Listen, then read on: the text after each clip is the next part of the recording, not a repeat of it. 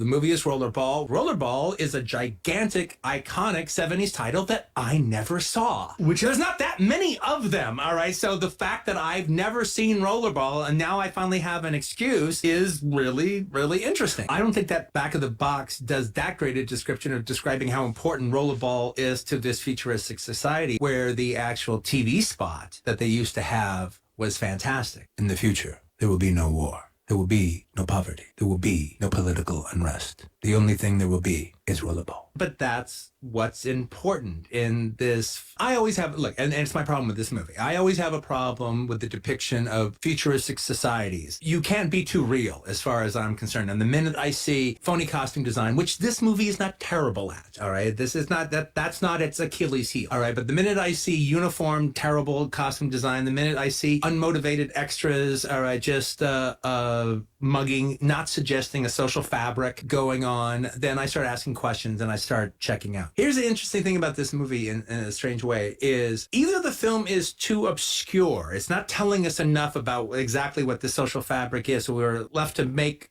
choices of our own, which normally I like. In this case, I think this movie is a little too obscure. And when it's not being obscure, it's being dead on the money and telling you exactly what the fucking point is. But one of the things that's in the margin is watching this society, I got the impression that it's a similar society to 1984 with a similar set of bosses running it, i.e. the big brother, except here, as opposed to a totalitarianism, and everybody is made to be an assembly line worker, and everybody is just working at this gigantic auto plant, basically, is what their existence is. It's the opposite. No, you're just bathed in luxury. You're bathed in wealth, you're bathed in luxury, you're bathed in all the conveniences of modern time. There is no working class. Everybody is the same. And so you just have nothing but pleasures and you have nothing but leisure time. All right. But in order to have all these luxuries, you give up control over society. Basically, you're happy children, happy enough. You're not, a child. My son is not asking how the rent is paid. My son is not asking who's paying the bills. My son is not asking a lot of different questions, but he is living under our totalitarian regime. And he is meant to conform. You don't worry about what we're doing with the rest of the world. You're a Roman and you just enjoy the pleasures of Rome. So that pill that they give them, that's for when they have, to use mixed mythologies, when they start having muscle memory that they're in the Matrix.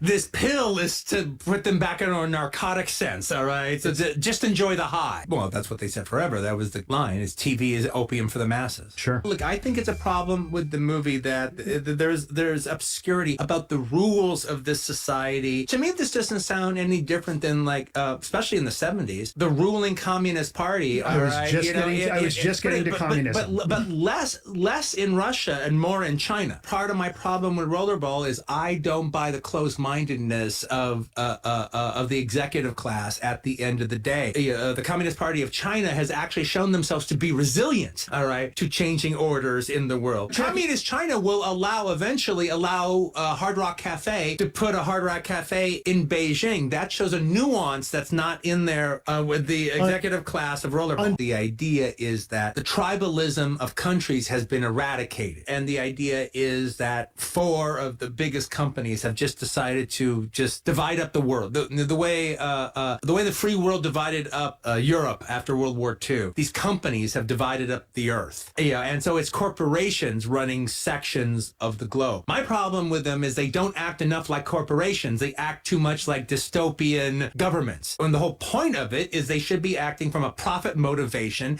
and being a corporation. For all the times, there's twice that the movie errs by stating its theme, usually in the mouth of John Huston, all right, delivering it, or Moses Gunn delivering it directly to the audience. That's a thing where they actually state the theme that's artistic. Well, there is a very interesting aspect that I hadn't thought of until you just mentioned it. The whole concept is this dystopian future where an executive class runs everything. Do not question the orders of the executive class. But if you don't question the orders of the executive class, and you're a good employee, and we like you. You're like we like you in the room. No, you're good. We like you. We like you, i.e. the executive class. Then you just keep your fucking mouth shut and do what you're supposed to do, and you will live a life of luxury. Well, what is the industry that exists completely through an executive class? It's Hollywood. And you tip over your own apple cart when you rock the boat of the executive class of Hollywood. Now, there are some people that are so powerful that they're beyond the executive class. They actually have the power of the executive class, and they get to call their own rules. But other people, no, you're just working at the pleasure of this magnificent system, and you don't rock the fucking boat. Okay, here's the thing I don't buy. There are no more wars. There are no more problems in the world, because there's this futile, bloody sport that happens. Well, I get that, but nobody says the Olympics, the achievement is meaningless. All right, that's their point. Yeah, no, I get the idea that the World Cup is popular because Italy and Argentina can fight each other, and nobody's actually. It's all metaphorical. All right, I get that, but they're not creating a